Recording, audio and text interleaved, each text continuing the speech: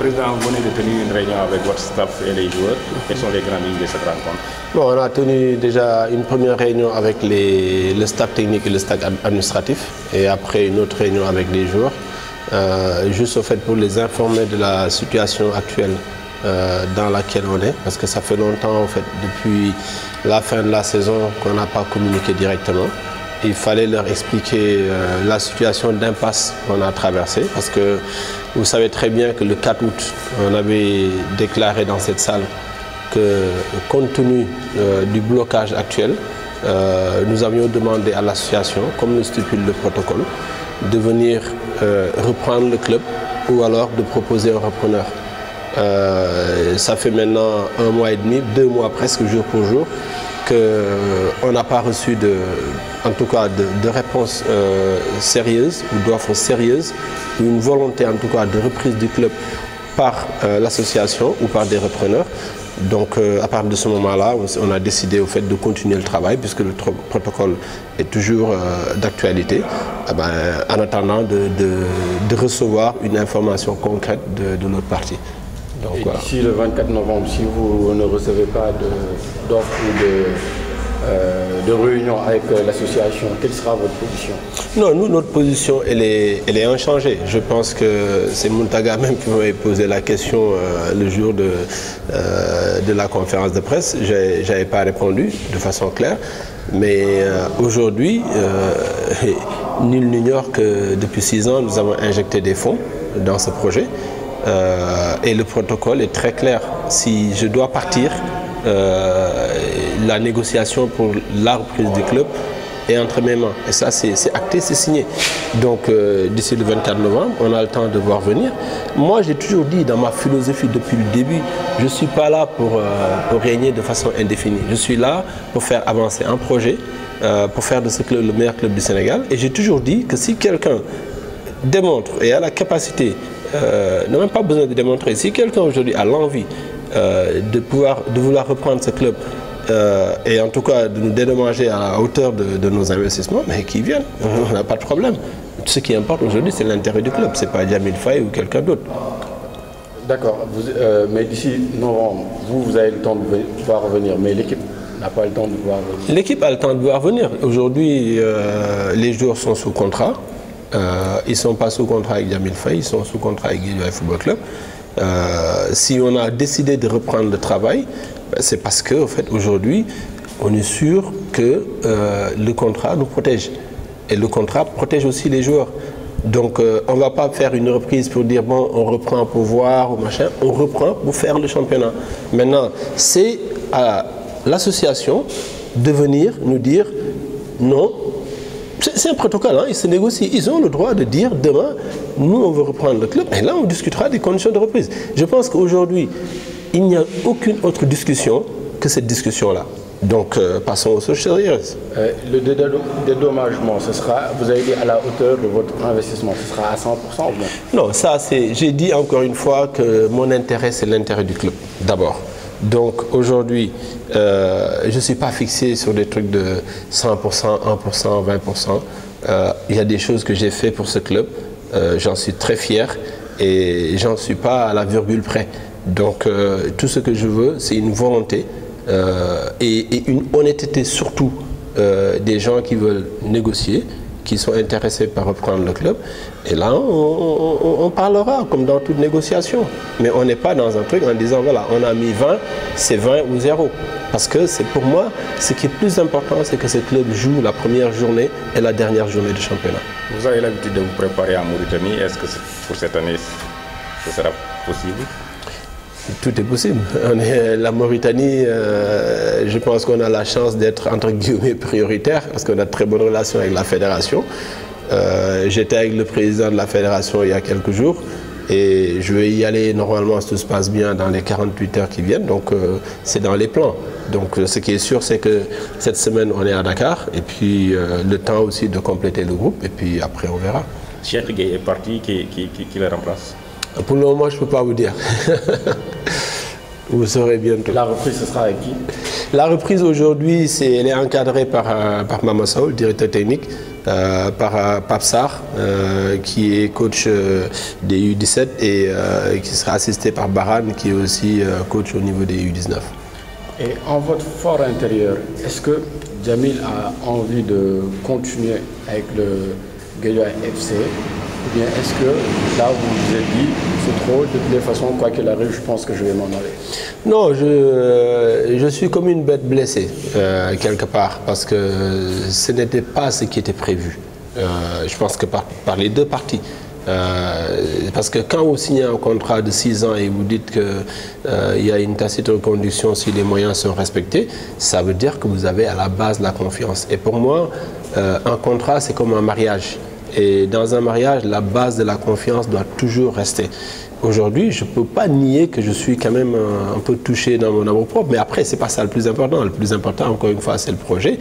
Je suis dans des dispositions de continuer. Il y a 2 mois, je ne l'étais pas. Il y a 2 mois, j'étais en train de dire, ok, venez, on discute, vous nous remboursez ce qu'il y a à rembourser et on arrête, parce que j'avais plus envie. Qu'est-ce qui a été à l'origine de ce changement? Mais c'est beaucoup, en fait. Honnêtement, je vous le dis, c'est au-delà même des supporters. C'est des gens que je connais. Les supporters, je les connais. Je pense que les supporters de Guédiawaye, à 90%, je les connais. C'est surtout des gens que je ne connais pas quand je vais chercher de l'essence ou quand je vais dans un restaurant ou à qui ne sont même pas de Guédiawaye, qui viennent nous dire, mais non, c'est pas possible, vous ne pouvez pas partir. C'est aussi les joueurs. Parce que quand vous avez quand même des joueurs qui sont inactifs, qui sont appelés à droite, à gauche, à certains qu'on propose même des contrats mirobolants et qui disent non, nous on attend le président, je me dis, ben, c'est des gamins, la plupart qu'on a pris ici il y a 4 ans, 5 ans, on leur a présenté un projet et je me dis aujourd'hui, c'est quand même important. Il y a 4 joueurs sur lesquels on compte aujourd'hui qui ne sont plus sous contrat et qui disent on attend. Et quand je vois tout ça, je me dis, mais c'est difficile de baisser les bras et de ne pas se battre. Parce que c'est une histoire de se battre jusqu'au bout. Et on le fera jusqu'au bout. D'accord. Vous avez dit tout à l'heure que vous avez traversé l'impasse. Mais de l'extérieur, nous, on a l'impression que Guédiawaye est toujours dans l'impasse et que ça risque de ne pas avoir de suite favorable entre les deux parties. Parce que de l'extérieur, on a l'impression qu'il y a un problème d'ego entre les deux entités, le président Djamil et peut-être les membres de l'association, et que le rapprochement est pratiquement impossible. Dans la vie, l'impossibilité n'existe pas. Je pense qu'il y a toujours une solution pour tout, mais moi je dis toujours, pour faire la guerre, il faut être deux. Si une seule partie fait la guerre à l'autre partie, ça s'appelle de l'agression. Et là, concrètement, qu'est-ce que Djamil propose comme solution de rapprochement? Et pour dire que là, j'ai la volonté ferme de me rapprocher avec moi j'ai utilisé en fait toutes les possibilités de rapprochement que j'ai pu. C'est moi qui ai toujours convoqué les réunions. Je pense que si je vous sors les PV des réunions qu'on a eues depuis 6 ans, c'est toujours moi qui ai convoqué les réunions. Donc ça, il faut que les gens le sachent. Et là, depuis 2 mois, quand vous avez fait votre sortie, est-ce que vous avez convoqué une... Mais bien sûr. Ils sont venus? C'était quoi là? On a une situation de blocage. Quand je dis impasse, l'impasse est là-dedans. Mais pour moi, je ne parle plus d'impasse. Parce que je suis dans un protocole qui est encore valable et que je vais exécuter. Et dans un protocole qui a aussi prévu les conditions de continuation et d'arrêt. Donc aujourd'hui, l'impasse, il n'est plus de notre côté. Nous, on a la légitimité de continuer à travailler par un protocole qui a été signé par 2 mains. Et donc on n'est pas dans l'impasse. Nous, personnellement, nous ne sommes pas dans l'impasse. Oui, là actuellement, vous n'êtes pas dans l'impasse. Mais d'ici 1 mois, le 24, s'il n'y a pas de rapprochement, ce sera pire que l'impasse que vous avez traversée. Oui, mais encore une fois, on est dans un état de droit. Et j'espère que le Sénégal continuera à être un état de droit. Justement, avant d'y aller, est-ce que dans ce mois-là, vous, en tant que président de Guédiawaye Football Club Pro, est-ce que vous ne pouvez pas encore chercher une autre solution de... Non, la seule solution, il y a des choses que je ne peux pas dire ouvertement. Il y a un moment donné, j'avais refusé de rencontrer certaines personnes qui voulaient faire une médiation. Aujourd'hui, vous êtes ouvert? Je suis ouvert. Aujourd'hui, je vais rencontrer 2 personnes. Hier, j'en ai rencontré une qui m'a dit, je veux faire la médiation. Je lui ai dit, moi, je n'ai plus le temps de faire des réunions. Pour moi, une réunion, elle a toujours un objectif et on décide à la fin. Donc, ces gens-là qui ont insisté pour que je vienne les écouter, je vais les écouter et on verra. Donc aujourd'hui, c'est pour ça que je dis l'impasse n'est plus de notre côté. Nous, aujourd'hui, on est du côté du projet. Moi, j'ai toujours dit que si un gars qui s'appelle Alpha ou une femme qui s'appelle Fatou Dem ou autre vient en disant « j'ai un projet pour Guédiawaye qui me démontre que ce qu'il va faire ou ce qu'elle va faire est meilleur que ce que je suis en train de faire », mais je vous assure que je me plierai à ça. Mais il faut qu'on me le démontre. On sent une volonté d'apaisement de votre part. Est-ce que vous êtes prêt à retirer votre plainte? Ça, je ne peux pas répondre. Je ne répondrai pas parce que c'est aussi... Pour retirer la plainte, il faut aussi qu'il y ait de l'autre côté aussi une volonté. Donc moi, la plainte, elle me protège, elle protège ma société, elle protège le club. Donc c'est très normal qu'on ait déposé une plainte. De l'autre côté, est-ce que vous sentez une volonté de se rapprocher? Je ne sais pas. Tout ce que je sais, c'est que j'ai pris sur moi, avant de partir en début septembre, j'ai pris sur moi, parce qu'on avait une échéance pour le 5, l'échéance n'avait pas été respectée. J'ai pris sur moi, j'ai appelé le président de l'association, ce que je n'ai pas fait depuis 2 ans.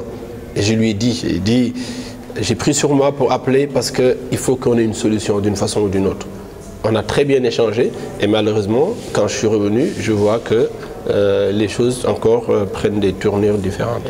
Dans la manière dont vous avez fonctionné durant ces 6 ans-là, dans la manière dont vous avez essayé de gérer ce conflit-là, est-ce que vous avez des regrets quelque part pour dire que peut-être si j'avais fait ça auparavant, on aurait pu trouver une solution Non, sincèrement, aucun regret. Parce que moi, ma philosophie, c'est que quand j'ai tort, je reconnais devant tout le monde que j'ai tort.